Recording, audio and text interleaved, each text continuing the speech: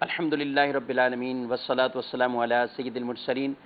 اما بعد فاعوذ باللہ من الشیطان الرجیم بسم اللہ الرحمن الرحیم الصلاة والسلام علیک یا رسول اللہ وعلی آلک واصحابک یا حبیب اللہ الصلاة والسلام علیک یا نبی اللہ وعلی آلک واصحابک یا نور اللہ۔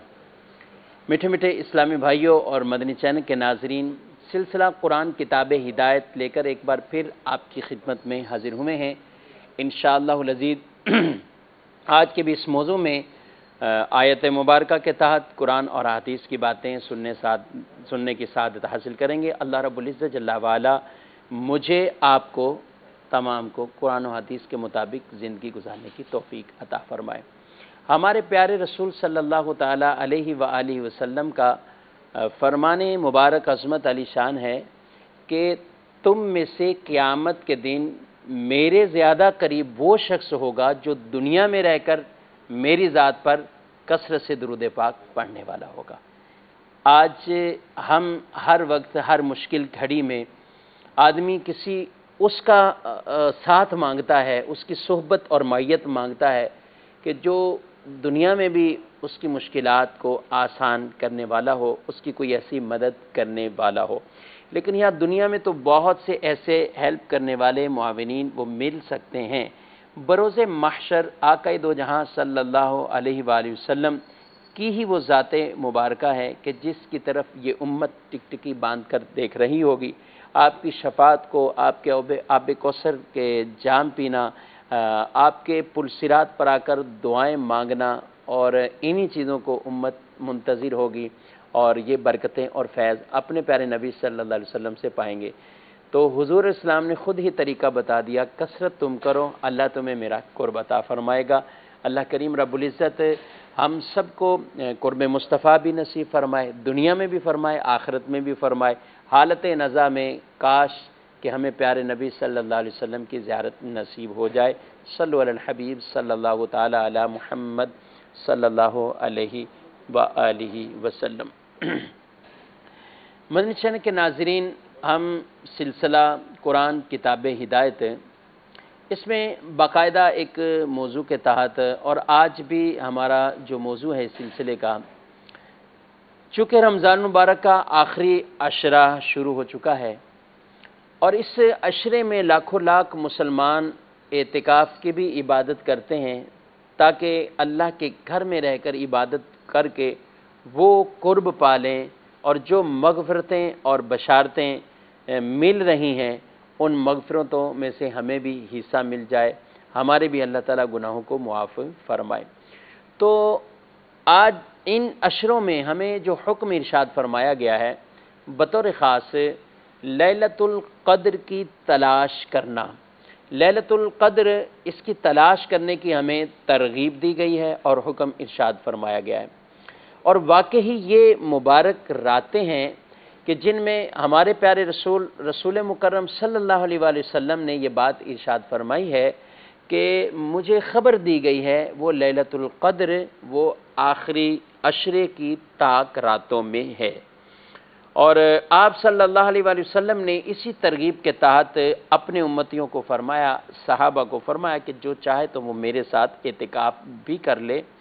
اور یہ بابرکت رات اسے تاکہ مل جائے اور اس رات کو پانا، اس رات میں عبادت کرنا نصیب ہو جائے۔ تو یہ قیامت تک کے امتیوں کے لیے بشارت ہے کہ وہ آخری عشرے کی تاک راتوں میں، ان مبارک راتوں میں سے اس پیاری اور مبارک رات کو تلاش کریں کہ جس میں اللہ رب العالمین نے اپنا کلام پاک قرآن مجید کو نازل فرمایا ہے، جس رات کو ہزار مہینوں سے بہترین رات قرار دیا گیا ہے، جس رات میں اللہ کے فرشتے اور جبریل امین زمین پر نازل ہوتے ہیں اور یہاں آ کر لوگوں سے ملاقاتیں کرتے ہیں۔ وہ افراد جو عبادتوں میں مشغول ہیں، اللہ کے فرشتے جبریل امین علیہ السلام اور فرشتے یہ ان کی محافل میں آتے ہیں، اور ہم نہیں جانتے، لیکن احادیث روایات بیان کر رہی ہیں کہ وہ آتے ہیں اور دعائیں مانگ رہے ہیں، اگرچہ ہم دیکھ نہیں رہے، ہمیں اس چیز کا علم نہیں ہے، لیکن ہمارے ارد گرد وہ اللہ کے معصوم فرشتے ہیں جو ہمارے لیے دعائیں مانگتے ہیں، ہم سے مصافحہ کرتے ہیں۔ اللہ توفیق دے نیکی کی اور نیکی کے کاموں کی، تو یہ بہاریں، یہ برکتیں نصیب ہوتی ہیں۔ تو منچن کے ناظرین، جہاں تک ان راتوں کو بیداری کے ساتھ گزارنا، ان راتوں کو تلاش کرنے کا حکم ارشاد فرمایا گیا، شب قدر وہ مبارک رات، وہ قدر والی رات ہے جس کو اللہ تعالیٰ نے ساری راتوں میں مخفی رکھا ہوا ہے، پوشیدہ رکھا ہوا ہے۔ اور اللہ تعالیٰ حکیم ہے، حکیم کا کوئی بھی فرمان وہ حکمت سے خالی نہیں ہوتا، اس کے اندر کئی حکمتیں ہیں، کئی مصلحتیں ہیں اور اسباب ہیں جس کی وجہ سے اس چیز کو پوشیدہ رکھا جاتا ہے۔ اللہ تبارک و تعالیٰ نے اپنے بندوں کو، اپنے اولیاء کو باقی مخلوق اور افراد میں سے اللہ تعالیٰ نے ان کو چھپا کر رکھا ہوا ہے، اور اللہ تبارک و تعالیٰ نے اپنے اسم اعظم کو اپنے دیگر اسماء کے اندر چھپا کر رکھا ہوا ہے، مخفی رکھا ہوا ہے۔ اللہ تبارک و تعالیٰ نے دعاؤں کی قبولیت کو کثرت دعاؤں کے اندر مخفی رکھا ہوا ہے۔ دعا ہم مانگتے ہیں، یہ کب قبول ہو گئے؟ تو اس کو کثرت دعاؤں کے اندر ان دعاؤں کو مخفی رکھا جاتا ہے، ان کو چھپایا ہوتا ہے، اور آدمی تاکہ دعا مانگتا رہے اور کثرت سے دعا کا عمل جاری رکھے، تاکہ اللہ تبارک و تعالیٰ کی بارگاہ میں ان کی دعاؤں کو درجہ قبولیت حاصل ہو سکے۔ اللہ نے اپنے بندوں کو، اپنے اولیاء کو بندوں میں چھپا کر، بندوں میں ہی مخفی رکھا ہے۔ ہم نہیں جانتے، بسا اوقات ہم کسی کو پراگندہ حالت میں دیکھتے ہیں، یا اس کی ظاہری حالت، اس کے لباس کے اعتبار سے وہ شاید ایسی نہ ہو جیسے عام لوگوں کی ہو، بعض اوقات اس کی گفتگو بھی شاید ایسی نہ ہو، اور کوئی اس کے لیے علم بھی زیادہ ہونا ضروری نہیں ہے کہ ہم کہیں کہ وہ کوئی جدید ٹیکنالوجی جانتا ہو، فلاں اس کا علم ہو، فلاں علم ہو۔ اللہ کے جو پیارے ہوتے ہیں، اللہ کے جو محبوب بندے ہوتے ہیں، تو ان کو چھپا کر مخفی رکھا گیا ہے۔ کون اللہ کا ولی ہے ہم اس بارے میں نہیں جانتے، اس کی کون سی ادا بارگاہ الہی میں قبول ہے، اس کا کون سا عمل بارگاہ الہی میں قبول ہے، کہ اس کو خود درجہ قرب کا حاصل ہوا ہے، اور جس آدمی کو درجہ قرب حاصل ہو جاتا ہے وہ اللہ کا پیارا ہوتا ہے، وہ اللہ رب العالمین کا محبوب بندہ ہوتا ہے۔ تو ہم پہ اس اعتبار سے لازم بنتا ہے کہ ہم ہر ایک کے ساتھ اچھے انداز سے پیش آئیں، حسن سلوک کے ساتھ پیش آئیں، ہم ان سے دعائیں لیں، ہم ان سے اچھی باتیں کریں، اور ان کے دل کسی طرح بھی ہم نہ توڑیں۔ تو یہ کئی چیزوں کی حکمتیں ہوتی ہیں اللہ تبارک و تعالیٰ کے ان افعال میں اور ان اقوال میں، ارشادات میں، اور جو اللہ کی مصلحتیں ہیں، کئی اس کے پیچھے مصلحت اور حکمتیں وہ مخفی ہوتی ہیں۔ تو انہی مصلحتوں میں، انہی حکمتوں میں سے شب قدر کو بھی اس لیے چھپایا ہوا ہے، مخفی رکھا ہوا ہے، حالانکہ پوری راتوں پر نہیں ہے، پورے سالوں پر نہیں ہے، مگر مخصوص، یعنی آپ دیکھیں کہ بعض اقوال ایسے ہیں کہ شب قدر پورے سال میں گھومتی ہے شب قدر، بعد نے پھر آگے اقوال فرمائے کہ نہیں رمضان المبارک کے اندر، لیکن اس میں بھی مختلف راتوں میں۔ لیکن زیادہ صحیح قول یہی ہے، اور احادیث مبارکہ میں بھی اس کی زیادہ تاکید اور تائید حاصل ہے، کہ اس شب قدر کو آخری 10 راتوں میں سے طاق راتوں کے اندر ہم تلاش کریں۔ 21ویں شب وہ اپنی برکتیں لوٹا کر ہم سے گویا کہ جدا ہو چکی، اور اب آج کی شب 23ویں شب ہے، 23ویں شب بھی باقی ہے، 25ویں ہے، 27ویں ہے اور 29ویں ہے۔ یہ ایسی 4 راتیں بابرکت اور مبارک راتیں ہمارے پاس موجود ہیں۔ اگر اللہ توفیق بخشے تو ہم ان راتوں کو اگر واقع ہی قیام کی صورت میں، عبادات کی صورت میں اگر ان کو گزار لیں تو انشاءاللہ ہمارے لیے بہت ہی اس میں برکتیں ہوں گی، اور ان رحمتوں اور بھلائیوں میں سے حصہ ہوگا جو رسول اللہ صلی اللہ علیہ وآلہ وسلم نے ارشاد فرمایا ہے۔ آپ نے جب رمضان کا تعارف کرایا تو اس انداز سے آپ نے تعارف کرایا ہے کہ اللہ کا وہ مہینہ تمہارے پاس آنے والا ہے کہ جس میں ایک رات ایسی ہے جو 1000 مہینوں سے افضل اور اعلیٰ ہے، جس میں عبادت کر لینا 1000 مہینوں میں گویا کہ عبادت کر لینا کہلائے گا۔ تو آئیے قرآن مجید فرقان حمید کی وہ سورہ مبارکہ جو بطور خاص اس بارے میں اللہ تبارک و تعالی نے قرآن پاک میں نازل فرمائی ہے، جس کا نام سورۃ القدر ہے، اس کے آج ہم کچھ کلمات، کچھ تلاوت اور اس کا ترجمہ تشریح تفسیر سننے کی سعادت حاصل کریں گے۔ اللہ رب العالمین ارشاد فرماتا ہے، بسم اللہ الرحمن الرحیم، اللہ کے نام سے شروع جو نہایت مہربان اور رحمت والا ہے۔ انا انزلناہ فی لیلۃ القدر وما ادراک ما لیلۃ القدر لیلۃ القدر خیر من الف شہر تنزل الملائکۃ والروح فیہا باذن ربہم من کل امر سلام ہی حتی مطلع الفجر۔ یہ آیات مبارکہ ہیں جن میں فرمایا گیا بے شک ہم نے قرآن کو نازل کیا لیلۃ القدر میں، شب قدر میں قرآن کو نازل کیا، اور تم کیا جانو، وما ادراک ما لیلۃ القدر، تم کیا جانو کہ لیلۃ القدر کیا ہے؟ لیلۃ القدر خیر من الف شہر، یہ لیلۃ القدر 1000 مہینوں سے افضل ہے، 1000 مہینوں سے یہ فضیلت والی ہے۔ اور فرمایا تنزل الملائکۃ والروح فیہا باذن ربہم من کل امر سلام، اس کے اندر ملائکہ اور فرشتے وہ نازل ہوتے ہیں اپنے رب کے حکم سے، رب کے امر سے، اور فرمایا کہ ہر معاملے میں کیا ہے؟ سلامتی ہے، ہی حتی مطلع الفجر، یہاں تک کہ مطلع الفجر یعنی طلوع فجر ہو جائے۔ تو یہ تمام رات اللہ کی طرف سے سلامتیاں ہی سلامتیاں، امان ہی امان وہ تقسیم کیا جاتا ہے، بانٹا جاتا ہے، اور فرشتے اس میں نازل ہوتے ہیں۔ اس سورہ مبارک کی بہت سی برکات ہیں مدنی چینل کے ناظرین۔ یہ سورت بظاہر تو 3 لائنوں کی سورت ہے، لیکن اس کی برکات بہت زیادہ ہیں، یہاں تک کہ ایک قول حضرت علی کرم اللہ تعالی وجہہ الکریم آپ کی طرف آپ فرماتے ہیں، جو کوئی شب قدر میں سورۃ القدر کو 7 مرتبہ پڑھتا ہے، اللہ اسے ہر بلا سے محفوظ فرما دیتا ہے۔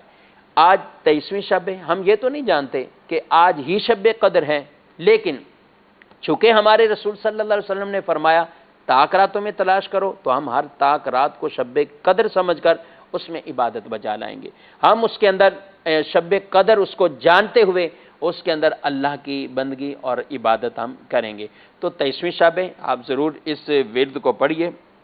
فرمایا جو شب قدر میں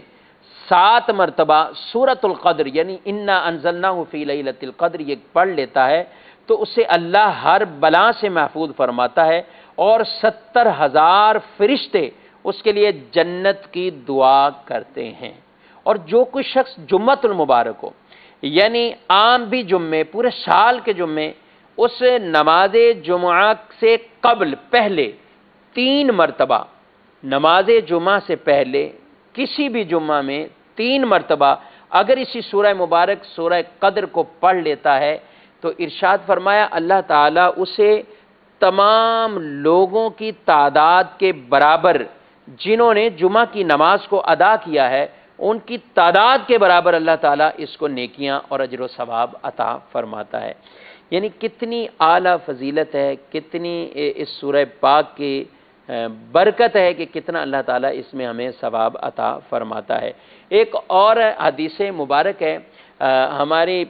امی جان امہات المومنین میں سے اماں عائشہ صدیقہ رضی اللہ تعالی عنہا، آپ نے رسول اللہ صلی اللہ علیہ وآلہ وسلم سے پوچھا، اگر مجھے معلوم ہو جائے کہ شب قدر یہ رات ہے تو میں کیا کہوں، میں اس میں کیا پڑھوں؟ تو آپ صلی اللہ تعالی علیہ وآلہ وسلم نے ارشاد فرمایا، ایک دعا کی تعلیم دی کہ اس دعا کو پڑھو۔ وہ دعا کون سی ہے؟ اللہم انک عفو تحب العفو فاعف عنی، اللہم انک عفو تحب العفو فاعف عنی، اے اللہ تو معاف فرمانے والا ہے اور معافی کو ہی تو پسند فرماتا ہے، فاعف عنی، میری تمام خطاؤں کو معاف فرما دے۔ میری تمام غلطیوں اور گناہوں کو اے اللہ معاف فرما دے۔ یہ دعائیہ کلمات مدنی چینل کے ناظرین ہمیں یاد ہونے چاہیے، اور گھر کی خواتین اسلامی بہنوں کو بھی یہ یاد ہونی چاہیے، اور ان طاق راتوں میں بطور خاص اس کا ورد کریں، اس کو بار بار پڑھیں، یہ معنی ذہن میں رکھتے ہوئے اللہ سے دعا مانگے رب کعبہ ہمارے گناہوں کو معاف فرمائے، ہماری خطاؤں سے رب کعبہ درگزر فرمائے۔ تو اگر آپ کو عربی میں یہ کلمات یاد نہ ہو تو آپ اردو زبان میں، اپنی مادری زبان میں بھی دعا کے یہ کلمات آپ بول سکتے ہیں، دعا یہ مانگ سکتے ہیں، لیکن عربی والے یاد کریں گے تو یہ درجہ قبولیت میں زیادہ قریب ہے، اس لیے وہ خاص حدیث والے کلمات اگر یاد کریں گے تو انشاءاللہ اس کی اور ہمیں برکتیں نصیب ہوں گی۔ تو یہاں اس سورہ قدر کے بارے میں یہ بات بھی ہمیں معلوم ہوئی کہ جس میں اللہ تبارک و تعالی نے فرما دیا کہ لیلۃ القدر خیر من الف شہر۔ معاملہ یہ ہوا، رسول مکرم صلی اللہ علیہ وسلم نے پچھلی امتوں کے کچھ تذکرے کیے۔ جب آپ تذکرہ فرما رہے ہیں تو آپ نے عبادت گزاروں کے تذکرے کیے، ان کی لمبی لمبی عمروں کے تذکرے کیے کہ اتنی طویل عمر تھی، ان طویل عمروں میں یہ اعمال کیے، فلاں اعمال کیے، یہ اعمال کیے۔ تو صحابہ کرام علیہ مردوان عبادت کے شوق میں یہ باتیں سنتے ہیں، تذکرے سنتے ہیں تو وہ رنجیدہ ہو گئے۔ کس وجہ سے رنجیدہ ہوئے؟ منچن کے ناظرین جہاں ایک بات میں عرض کرنا چاہوں گا، ہم بھی بعض اوقات تذکرے سنتے ہیں، بزرگوں کے سنتے ہیں، اور اس امت کے بزرگوں کی سنتے ہیں کہ ان کی عمر وہ بھی بظاہر عام عمریں تھیں، کوئی طویل عمر نہیں تھی، کسی کی 50 سال، کسی کی 60 سال، کسی کی 65 سال۔ عام طور پہ جو بزرگان تین ہیں، بڑے بڑے اکابرین ہیں، اسی عمر میں ہی ان کا دنیا سے وصال ہوا ہے اور دنیا سے وہ پردہ فرما کر گئے ہیں۔ ہمارے رسول اللہ صلی اللہ علیہ وسلم 63 سال کی عمر میں آپ نے دنیا سے پردہ فرمایا ہے۔ امام اعظم ابو حنیفہ رضی اللہ تعالیٰ عنہ، آج ہم ان کے تذکرے سنتے ہیں، ان کی عمر 70 سال تھی، اور بعض اقوال کے مطابق ان کی عمر 80 سال بنتی ہے۔ تو اس طریقے سے ہم کئیوں کے یہ حالات اور واقعات، بلکہ بعض ایسے محدثین ہیں جن کے بارے میں یعنی اتنے علمی کارنامے انہوں نے سر انجام دیے ہیں، لیکن ان کی عمر کی طرف جاتے ہیں تو 50 سال اور 55 سال ہمیں ان کی عمر نظر آتی ہے۔ یعنی اتنی سی عمر کے اندر انہوں نے بہت زیادہ اللہ کی عبادت کی، دین کا کام کیا، دین کی انہوں نے خدمت کی۔ تو ناظرین جب ہم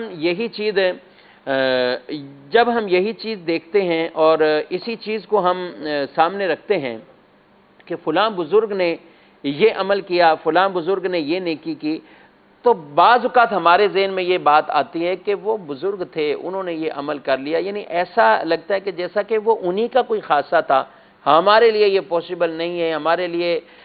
یہ ممکن نہیں نظر آتا ہے۔ ایسا نہیں ہے، یہ شیطانی خیالات ہوتے ہیں، یا اپنا نفس ہمارا ہمیں نیکی کی طرف مائل نہیں ہونے دیتا ہے۔ جبکہ بزرگان دین علیہم الرحمہ، انہوں نے بھی بڑی مشقتیں، بڑی تکالیف کو برداشت کرتے ہوئے اللہ تبارک و تعالیٰ کا یہ قرب حاصل کیا ہے، رب تعالیٰ کی وہ عبادتیں کرتے رہے، عبادت کو بچا لاتے رہے۔ اگر ہم بھی کوشش کریں تو بے شک ہم بھی وہ قرب حاصل کر سکتے ہیں، ہم بھی وہ عبادت بجا لا کر وہ مرتبہ اور مقام ہم بھی حاصل کر سکتے ہیں، لیکن اس کے لیے ہمت چاہیے، اور اس کے لیے شیطان سے اپنے آپ کو بچاتے ہوئے، نفس کے دھوکوں سے اپنے آپ کو بچاتے ہوئے اگر ہم یہ عمل کریں گے تو انشاءاللہ کامیابی ہمارے قدم چومے گی۔ تو جب رسول اللہ صلی اللہ علیہ وسلم نے پچھلی امتوں کے تذکرے کیے تو اس وقت صحابہ کرام رنجیدہ ہوئے۔ کس بات پر رنجیدہ ہوئے؟ اس بات پر کہ یہ تو بڑی عمر والے تھے اور ان کو تو اتنا بڑا مقام اور مرتبہ یہ مل گیا۔ آج ہماری عمریں قلیل ہیں، تھوڑی ہیں، ہم اگر چاہیں بھی تو اتنی عبادت نہیں کر سکتے۔ تو وہ رنجیدہ تھے، اور نبی پاک صلی اللہ علیہ وسلم کی امت رنجیدہ ہو، اصحاب رنجیدہ ہو تو حضور بھی رنجیدہ ہو جاتے تھے۔ آپ صلی اللہ علیہ وسلم کے چہرہ انور پر بھی رنج کے معاملات، رنج کے آثار وہ ظاہر ہو جاتے تھے۔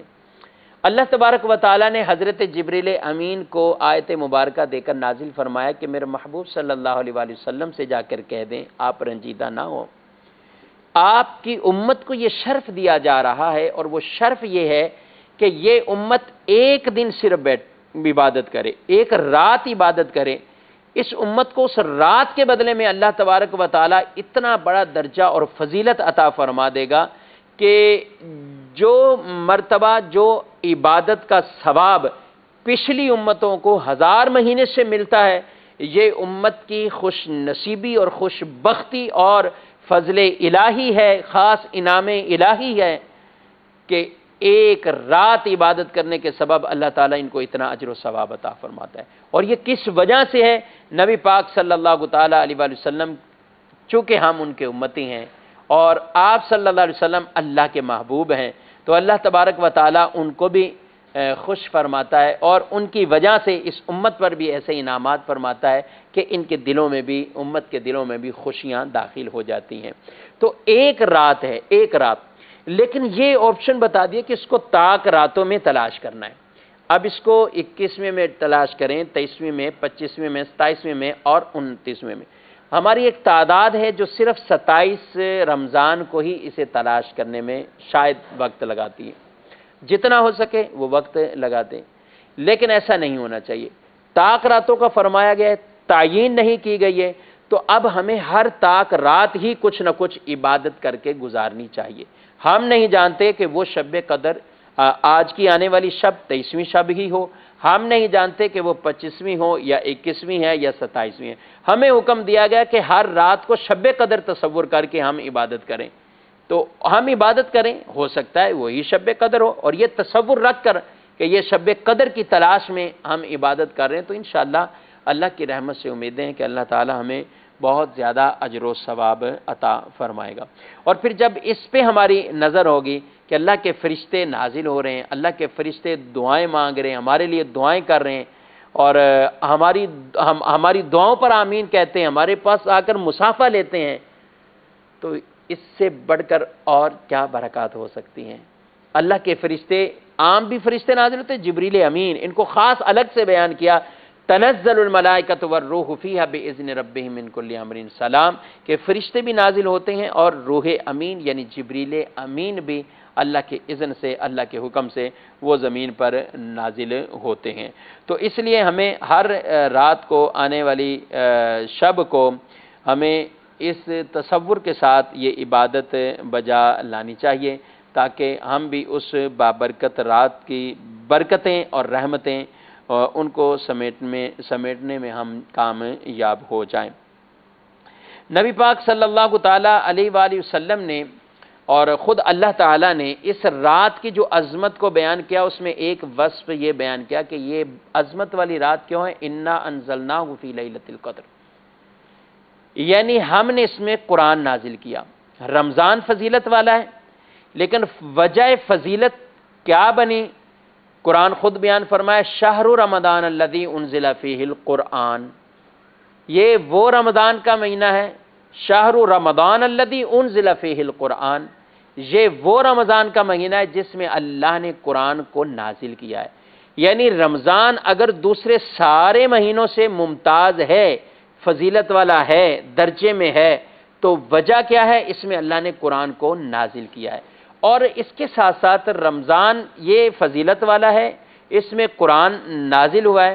لیکن پھر آگے بطور خاص اس رمضان کی راتوں میں سے بھی وہ ایک رات کی فضیلت بیان کر دی گئی کہ ان راتوں میں ایک رات ایسی ہے جو فضیلت والی ہے، جو 1000 مہینوں سے افضل ہے۔ وجہ کیا ہے؟ انا انزلناہ فی لیلۃ القدر، کہ اللہ تعالیٰ نے اس میں قرآن کو نازل فرمایا۔ قرآن کو، مدنی چینل کے ناظرین، قرآن کا جو نزول ہے یہ ایک لوح محفوظ سے آسمان دنیا پر یک بارگی ایک ساتھ ہی نازل ہوا،